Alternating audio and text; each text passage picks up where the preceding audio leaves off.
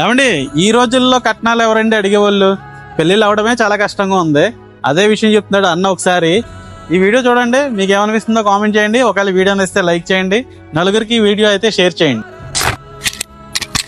ఏ మగాడైనా సరే ఒకటే చెప్తున్నా, కట్నం అనేది నీ డబ్బులు కాదు, వాళ్ళ నాన్న కష్టార్జితం. వాళ్ళ నాన్న కష్టార్జితం తీసుకొచ్చి నువ్వు రేగడమేంటి? నువ్వు పెళ్లి చేసుకో.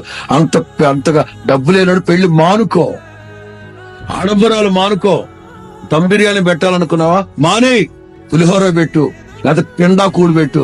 అడిగేది ఎవడరా నిన్ను? పెళ్లికొచ్చినాడు ఎవరు? నీ ₹1,00,00,000 ఇచ్చేసి వెళ్తాడా?